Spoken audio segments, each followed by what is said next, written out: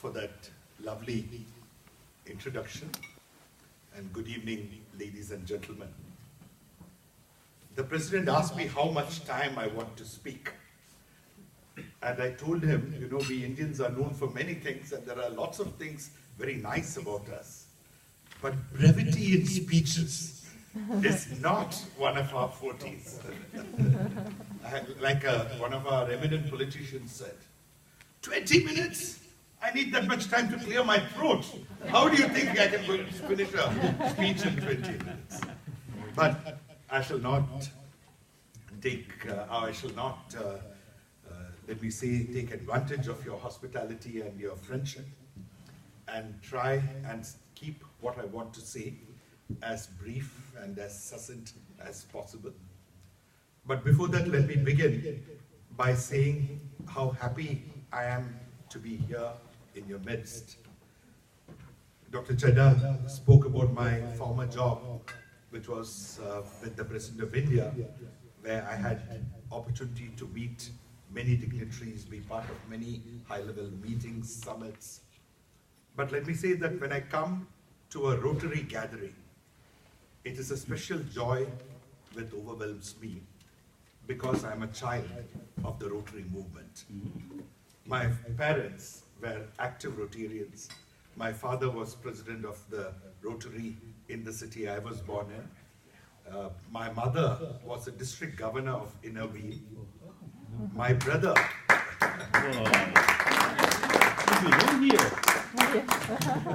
I'm so happy to see the young Rotractors there here. My brother met his wife in the Rotract. They are still happily married. And my sister, much after my parents stopped all their Rotary activities, applied for and got a Rotary fellowship with center traveling all around the US, visiting different Rotarian families, meeting clubs such as this. And in India, I have addressed many gatherings of the Rotary. So truly, coming here is like coming home.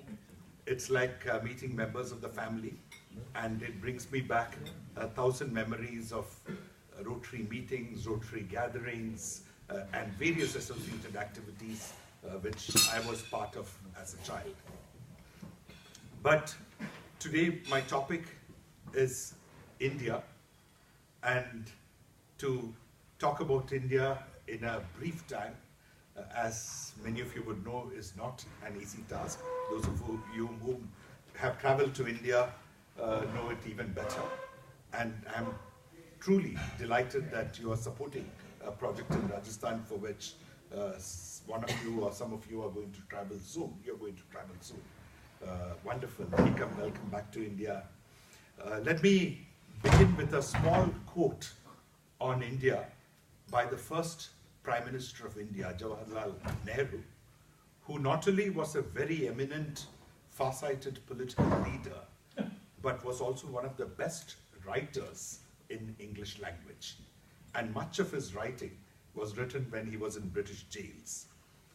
He has written a book called The Discovery of India, which is still a standard textbook, one of the best books you can ever find on India.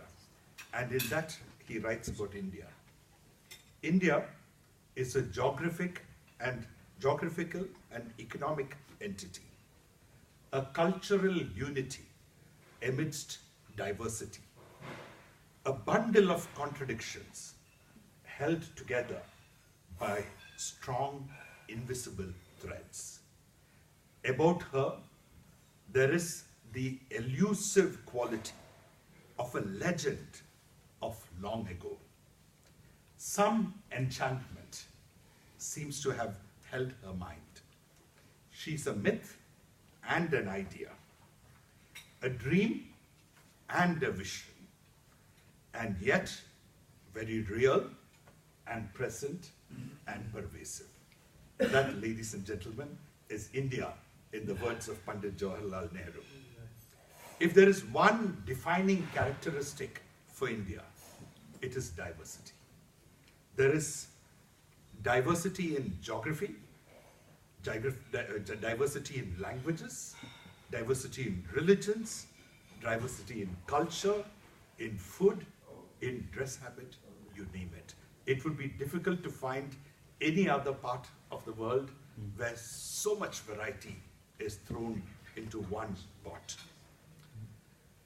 India's biggest success in our 71 odd years of independence is that we have forged a strong and a united nation out of this extraordinary diversity.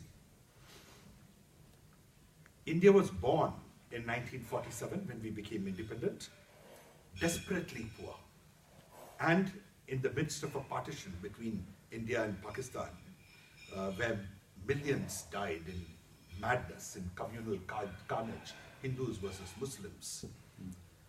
Over 6 million people migrated from what was Pakistan to India at the time, which is the biggest, one of the biggest recorded refugee flows anywhere in the world. In Europe today, refugees are a big issue. 6 million India had at the time of partition, and in 1971, when Bangladesh was born, another 7 million came to India. The colonial power, the British, I don't know if there are Brits here, we don't hold anything against you now, but at the time they did not make our job any easier. The British decided that areas within India directly ruled would be divided on the basis of religion, whether you like it or not. Muslims go that way, Hindus go this way. And 562 princely states, which were ruled by Maharajas, rulers under the suzerainty of the great British power, were given independence virtually. They were told, you have a choice. Choose India, choose Pakistan, be independent, do what you want. So you could imagine the challenge that confronted India's nation builders at the time of independence.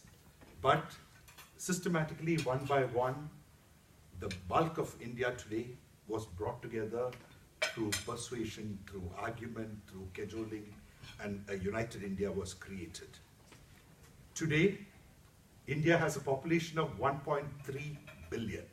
We are the second largest in the world. And we soon are poised to overtake China. Not a great honor, but a reality we have to live with and we have to manage.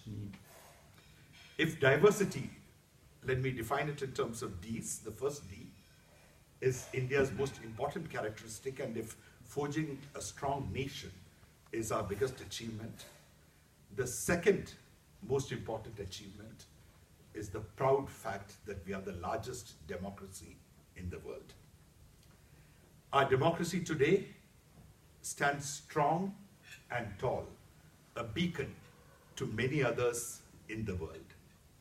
The institutions which we have created within our democracy, whether it be an independent judiciary, an autonomous election commission, a free press, a vibrant civil society, these are the pillars on which our democracy exists.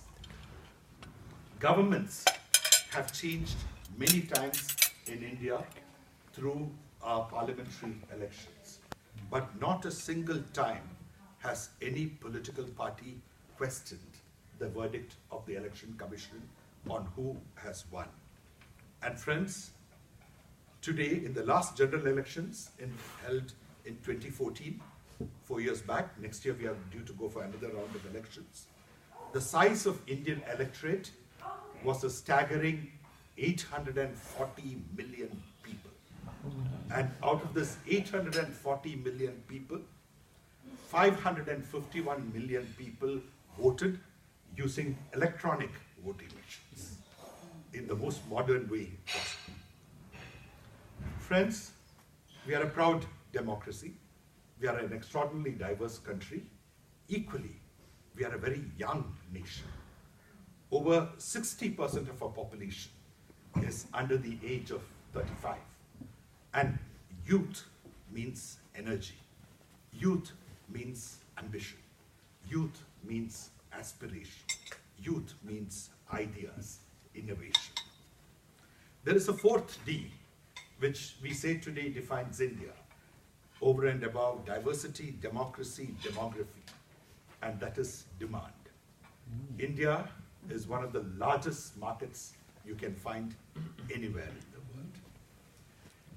And as the Indian economy grows, this market grows, the middle class grow, more and more people rise out of poverty, and they create a virtuous cycle of positive economic growth. Today, the IMF and the World Bank estimate that India is growing at around 7.4% a year, and it is poised to maintain this growth for the next 3 years. This fact should be seen in context of the history that in 1947, when we were born, we didn't have enough food to eat. It was told that India was a ship-to-mouth economy on those days. We used to get aid from rich countries of the world, the US, many countries of Europe, which food grains used to be brought by ships to India, and only when the ships reached our ports was there food to eat in 1947. From that situation today, India is one of the largest producers of wheat and rice in the world, and not only do we produce enough for ourselves, we export it. We also are one of the largest producers of vegetables, of fruits, of sugarcane, of oil seeds, of milk, pulses, spices, tea, and cashew, you name it. We are a huge agricultural country. In 1947, India had no industry worth its name. We did not even have the technology to manufacture a blade, which you use to shave your faces for the men. But today, we are one of the top 10 manufacturing nations of the world. Our annual per capita income since independence has risen 27 times, and poverty levels have declined from 60% to less than 25%. Life expectancy has doubled. Literacy has gone up from 18% at the time of independence to 74% today. And friends, we are very proud of our success in the field of information technology. All of you would know about Bangalore being the second Silicon Valley after California. And we are equally proud of our space program, which with one rocket put 104 satellites in space, creating a world record. And not only have we reached the moon, we have reached the Mars, and right now our space organization is working on a second moon expedition in which it hopes to land a rover on the moon. And what is important about India is we are today known across the world for what is known as frugal innovation. We sent this rocket to the Mars at a cost less than what was spent on producing the movie Gravity by Hollywood. Friends, you are Rotarians, and lest you think India's success is only in the field of economy or technology, let me tell you, we have the largest midday meal scheme for students, serving over 10 million children in 1 million schools. The Rotary International is very active in India, helping us administer the polio vaccines to children across the country, one of the most successful programs considering the size of the population that has to be reached anywhere in the world. And it is not just economics. India's culture and traditional knowledge, like yoga, Dr. Chadha mentioned, Indian food, music, dance, and cinema find increasing popularity across the world. Here in the Netherlands alone, at the last count, there were over 160 yoga schools and 100 Indian restaurants. Every year, India produces more movies than all of Hollywood put together, and in more languages than you can imagine. Every language in India has its own film industry. Today, as we stand in 2018, the people of India are awakening to a new dawn. They are proud of their achievements and optimistic about the future. They do not underestimate the challenges either within the country or abroad. We know we still have a long way to go. All that we have done is still only the beginning. And we live in very troubled times, whether it is in the world, and we within India have our share of problems too. But we are happy and we are convinced that the path we have chosen, whether it be of democracy, whether it be of pluralism, inclusion, and tolerance, whether it be of encouraging the young, whether it be of permitting free enterprise with a compassionate heart for the underprivileged, with supplementary efforts to reach the poorest of the poor, the unreached millions. This is the right path. We are convinced of this, and we are determined to continue to move on this path.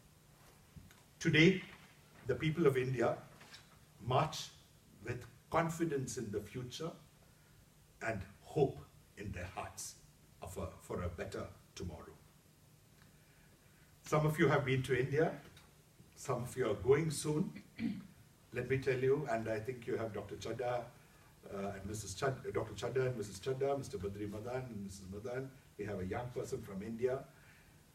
Indians are a people of extraordinary warmth, friendship, and hospitality. People who have visited India say, you can go to many other countries, you can have business deals, make a lot of money, come back very happy. But if you go to India and spend time, get to know the Indians, you come back forming permanent relationships. You come back becoming members of their family, and they becoming members of your family. The Rotary movement in India is old, strong, and spread across the country. I know some of you are visiting. Please, all of you, try and visit India. That is what I would like to appeal to you and to encourage you. I believe the Rotarians in India number over 115,000. And the last such gathering which I addressed there, they were very proud, and they said, we have had 4 Rotary International presidents, and only the US raises more money for charitable causes than India does today. So there's a lot of good work happening across India in various Rotary clubs. And please remember, every state you go to is a different culture altogether. It is like traversing the length and breadth of the European continent. Let me, since we are all located in the Netherlands, conclude with a few words on India and the Netherlands. India-Netherlands ties are doing extremely well, whether it be in terms of high-level political contacts, economic and commercial relations, or people-to-people relations. We had Prime Minister Modi visit the Netherlands last year. Foreign Minister Bert Koenders from Netherlands went to India. We soon, it has been announced that Prime Minister Rutte will travel with 4 of his ministers to India by end of May, and he will take a major trade mission of over 100 businessmen with him, including all the leading Dutch companies. In the Netherlands, India has around 200 companies, while the Dutch have around 200 companies in India. So it is not a one-way street. Philips, Unilever, and Shell are amongst the oldest companies in India, but today business is a two-way street. And we are being actively wooed by the Dutch government to come to Netherlands, to establish a base in Netherlands. Indian business, as they grow big, are growing, are becoming more and more global and spreading across the world. So Netherlands is seen as a hub and a gateway into Europe. I'm aware of Rotary's commitments to charity and to global causes. Dr. Chadha already preempted me by mentioning the International Yoga Day celebrations, which we plan to organize on 17th of June on the Museum Plain in Amsterdam. For the International Yoga Day was a resolution moved by India in the UN and adopted by the UN with a record co-sponsorship. And basically through yoga, what we try to promote is wellness, is well-being, is the fact that we all lead such busy lives that sometimes we don't have enough time to just sit back and think, to look within yourself, and that health is what is the backbone of any society. If you want economic activity, if you want prosperity, if you want social harmony, for everything you need health. And activities like yoga, activities like meditation, not just promote health, but also harmony amongst people. So please come and join us on June 7th. There's going to be yoga, there's going to be meditation, there's going to be a leading spiritual guru from India, there's going to be lots of vegetarian food, non-alcoholic beverages, a lot of music, a lot of dance. Some of the most eminent musicians from India are flying down to perform that evening. So 11 o'clock in the morning till 8 o'clock, you have lots of activities which are going to happen there. Come join us. But let me also mention one major and novel activity which we initiated last year. And this was to mark the birth anniversary of the father of the Indian nation, Mahatma Gandhi, which is on October 2nd, and which has been declared by the UN as the International Day of Non-Violence. Last year, in The Hague, we said Hague prides itself on being the city of peace and justice.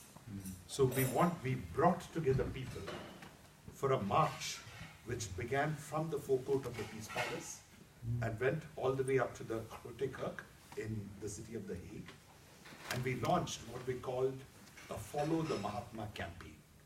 A campaign to spread the message that there is no answer but non-violence to solve the problems that we face, whether it be in our personal lives, whether it be in our domestic situation, whether it be with our neighbors, whether it be within our communities, whether it be within countries, whether it be between religions, whether it be between races. Non-violence is the only mantra.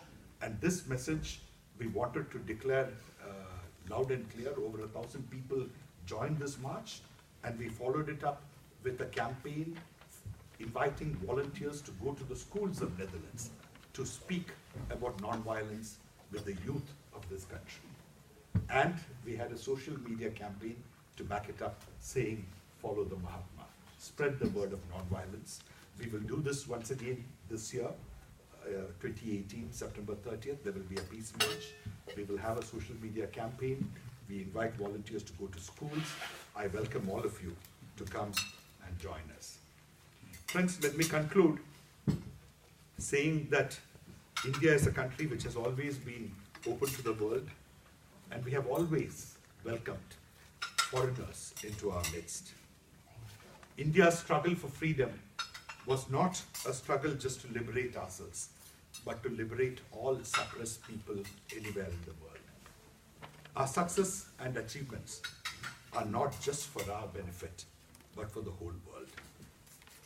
The Rotary, like Rotary's motto, is service above self. Rotary International is an organization which connects continents, cultures, and people. All of you, I think I was told there are 27 nationalities represented here. Wonderful. You are the world who is gathered here. I'm sure you will all take joy in joining me this evening as I conclude, reciting an ancient Indian prayer which has been handed down generation after generation. I shall first say it in Sanskrit and then explain the meaning in English. Om Sarve Bhavantu Sukhinaha Sarve Santu Niramaya Sarve Bhadrani Pashyantu Ma Kashi Dukkha Bhaga Bhavate Om Shanti Shanti Shanti. This means, may all become happy, may all be free from illness, may all see what is good and auspicious. May no one suffer. Let there be peace, peace, and peace.